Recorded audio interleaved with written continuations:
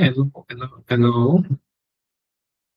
Yes, this is Benjamin again, your lead coach for data analytics for SDST 2026. The last video we talked about introduction to Python, to data science rather.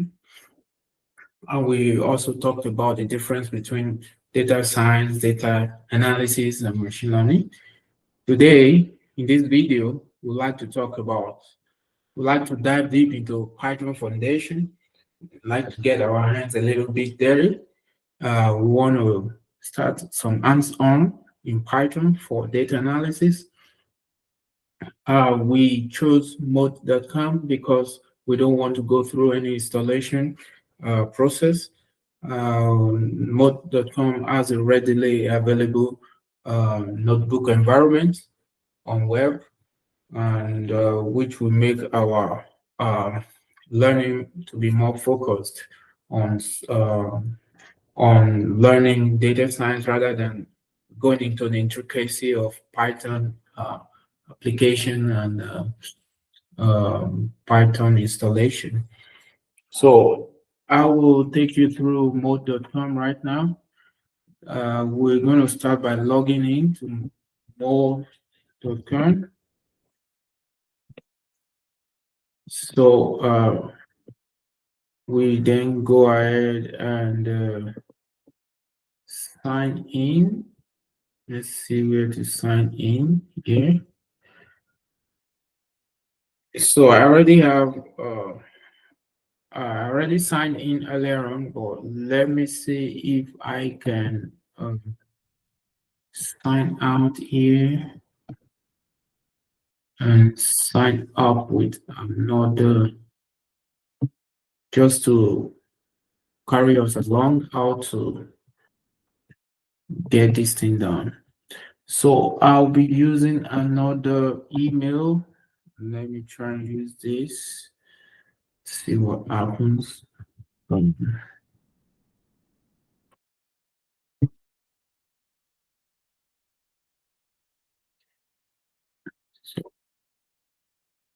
right now, a verification has been sent to my email. Let me try and pull them on up somewhere here.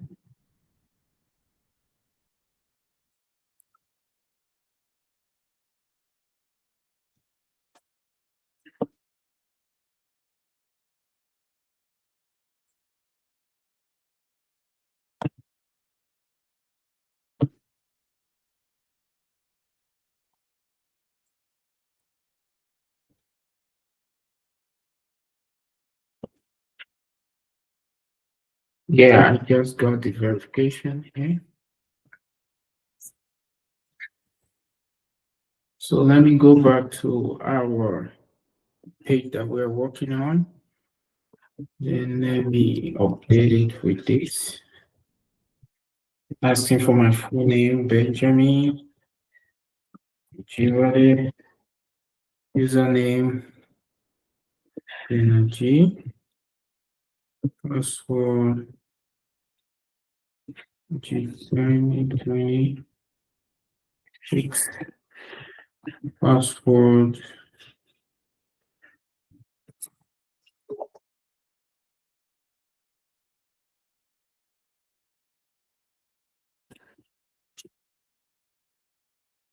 So another easier way to do it is just log in with our Google account. If we do have one, so instead of going through this process. So the workspace name should be, let's just name it SDST 2026. Let's use the same thing, SDST 2026, and create. Looks like this is not available. That means I've used it before. Let's say 2027. 2027. Great. Here we go. Now we are in mode.com, and now it's asking us if we want to connect a database or we just want to use a sample data that is already predefined. I mean, we have some sample data on the platform. So I prefer we go with sample data. Here we go. Now we are on mode.com, and what we need to do right now is just to go to this icon here, just click on it. Then we want to use notebooks. So here I will just go ahead and import a notebook. I already have a notebook that I worked on, but most of the time you probably start with creating a blank notebook which does not have any value in it. Let me show you. So if you click that, this is what you will get. But we want to start with something that we can work with. So let's import notebook. I'm going to share the notebook with you. Model 1. Then we can go ahead and import.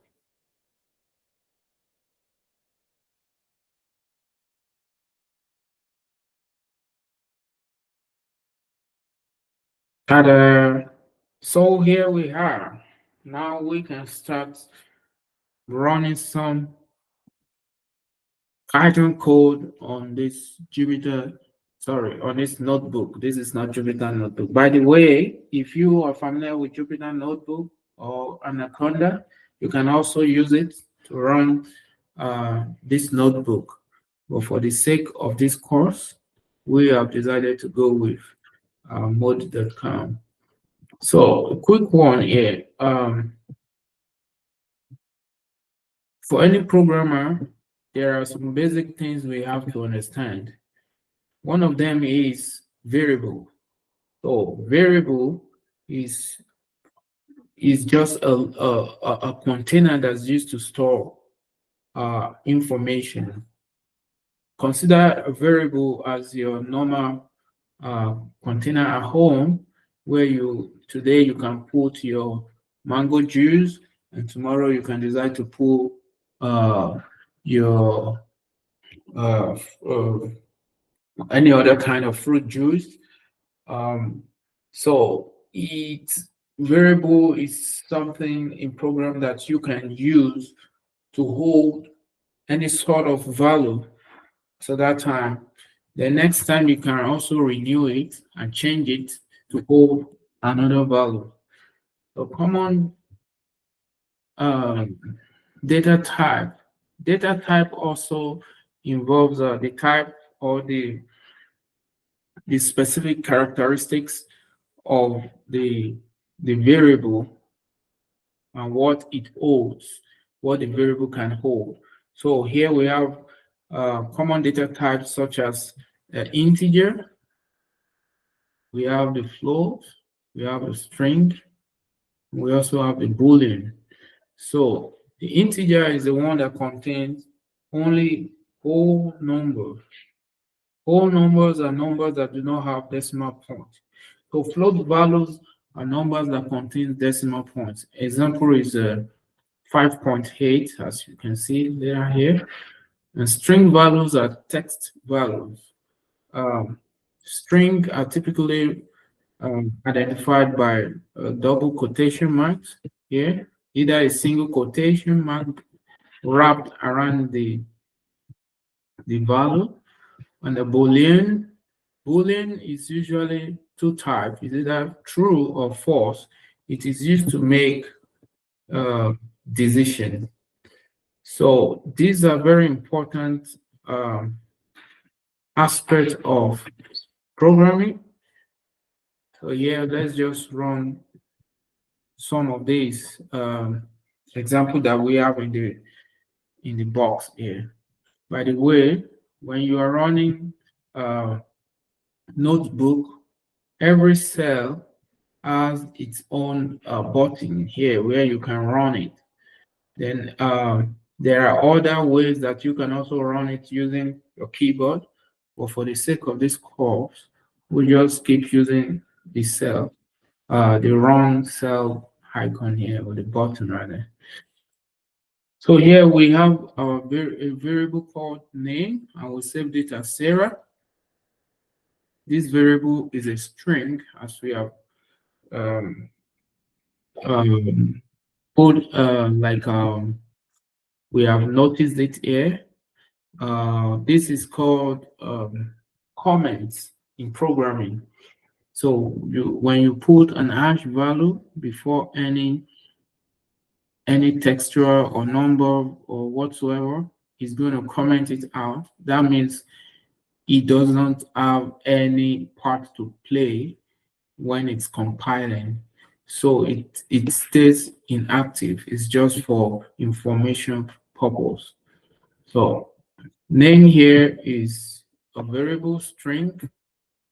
Age here is a variable integer because it's holding 25, which is an integer. So height here is 5.8, and the student is true, which is a Boolean expression.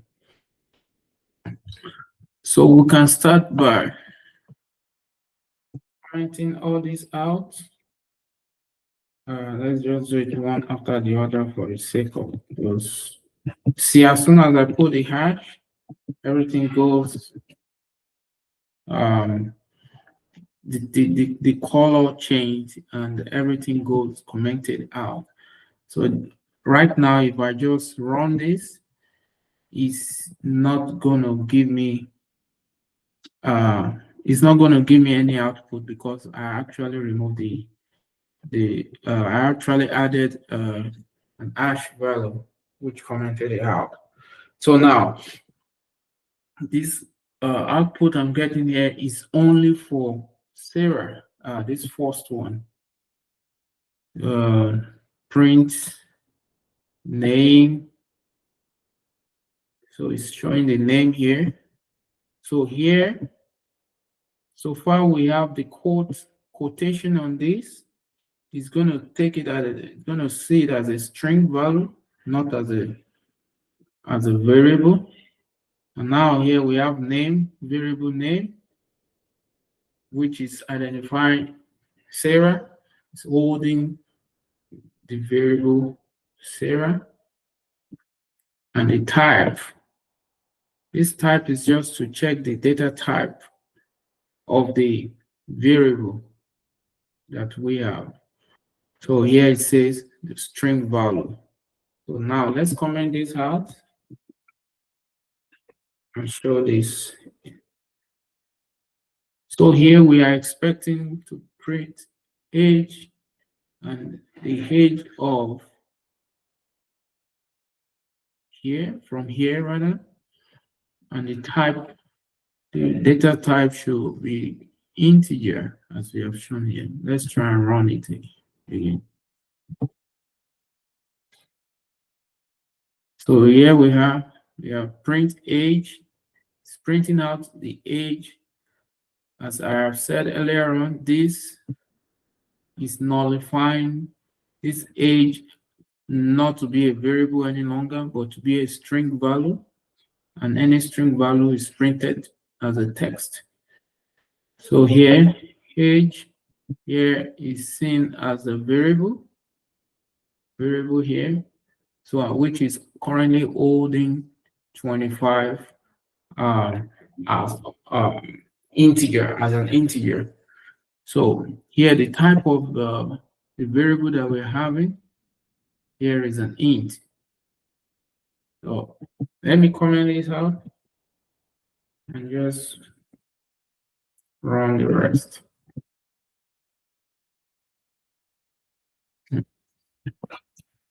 When we run the rest, we are expecting the height and the student to show if it's Boolean, if it's true or not.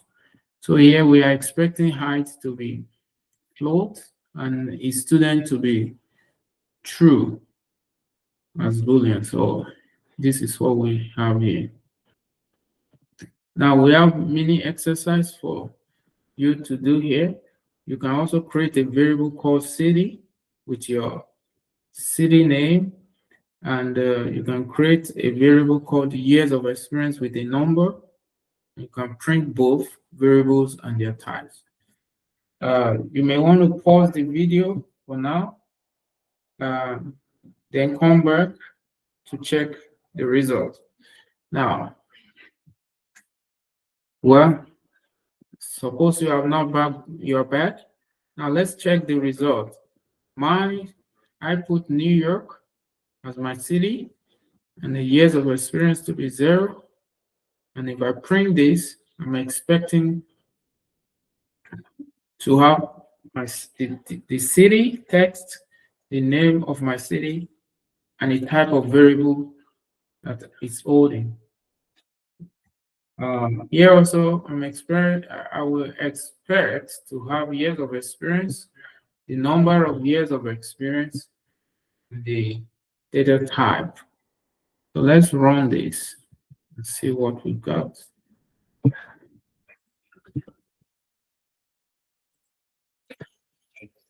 So here we have the New York to be string and the years of experience to be integer as expected. Now let's move to list. List stores multiple values in one variable. As we have seen before, the previous one that we had only stored a single value here. So we only have one single value here. But by using list, we can save ourselves some space or some RAM by combining these different variables into different value and assigning it to one variable. See, for example, here we have fruits. Example, we have fruit which contain apple, banana, and orange. So this, instead of creating 3 separate variables, now we are storing them in one list. So the question is, why is this useful? Let's imagine we have 1,000 or 10,000 customer names, and we want to store these customers in our database or in our data set. Imagine we have to create 10,000 variables to hold these customer names. That is not too good. That is not optimal. So by using list, we would not have to create 10,000 variables to hold 10,000 values. So this is what we have done here.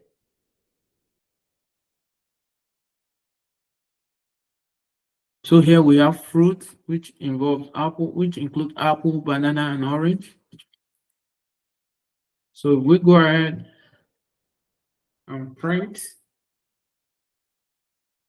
this.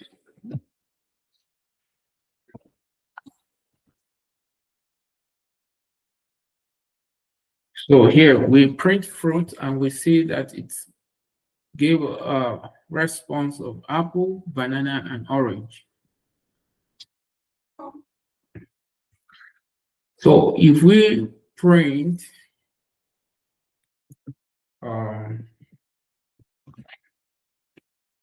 let me remove this.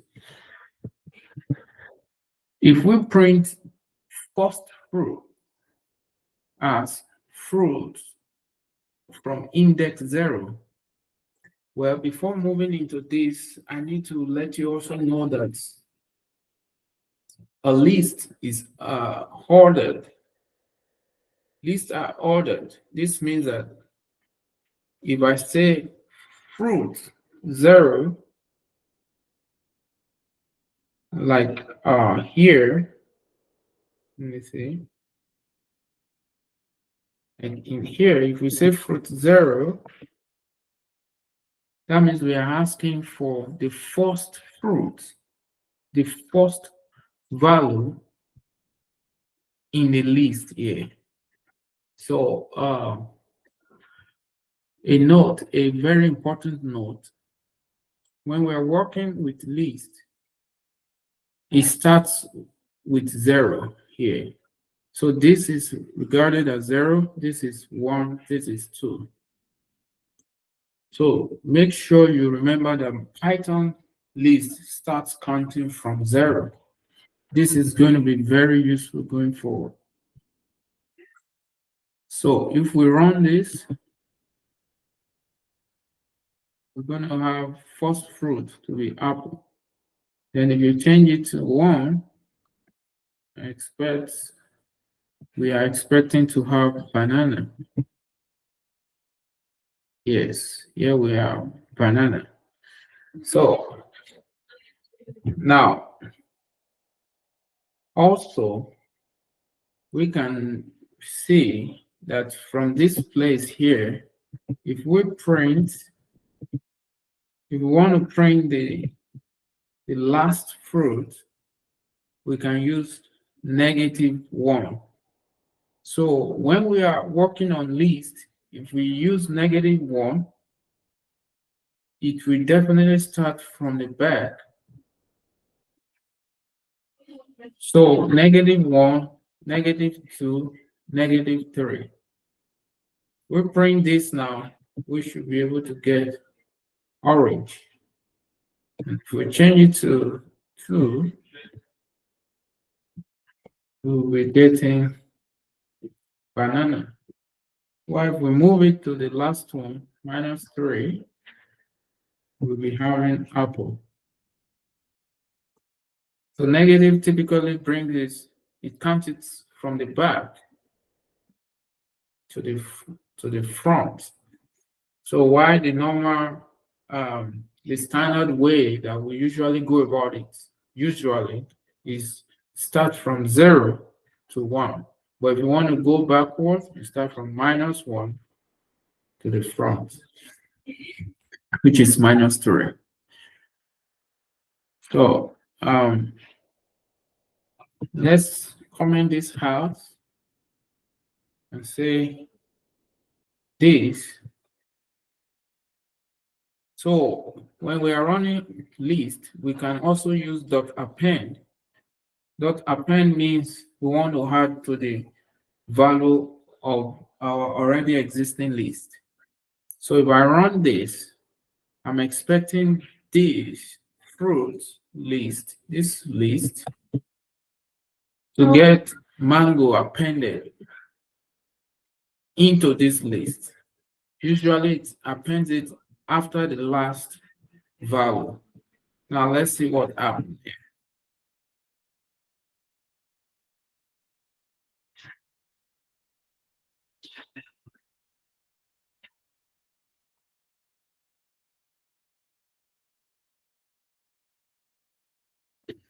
I think we are having some issue.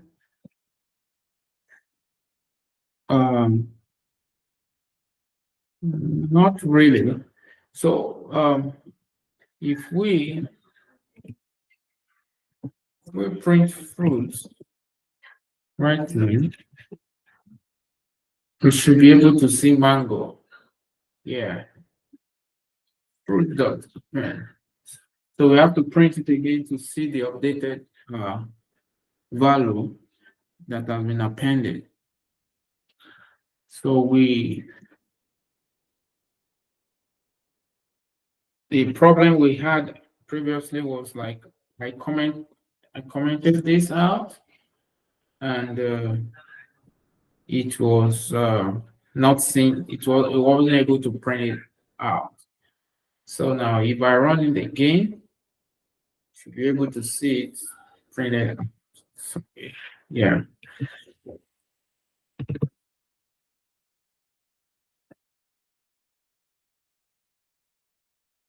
Now we also have all the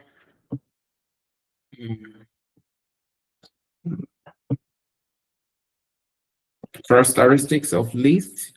By the way, this is just the basic and introduction to list. You can also read more about lists to understand how it works. So now if I print fruit one is equal to blueberry, this is going to check if truly at the second position do we have blueberry there. And if we don't have it there, it's definitely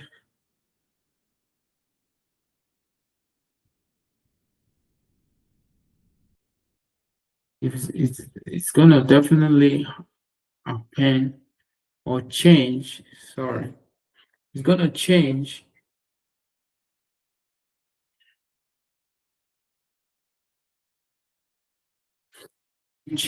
value of fruit in the second position in the list.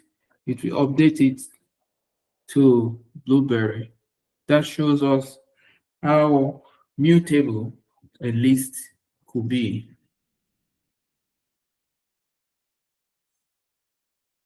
So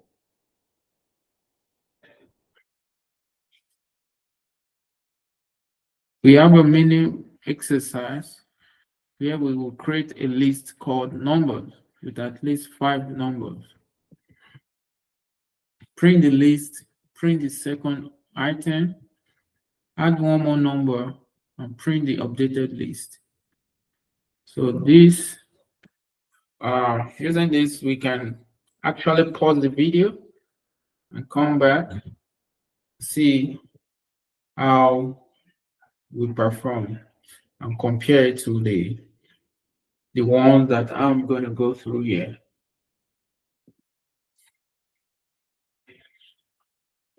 So here we're going to create a list called number. It's going to be 10, 20, 30, 40, 50. We're told to print the number. Excuse me. So when we print the number, we have this. So if we want to print the second number,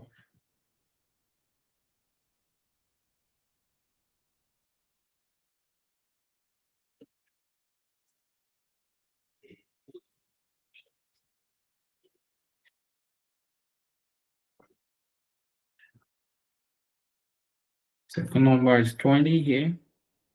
So if you want to print number, if you want to append 60,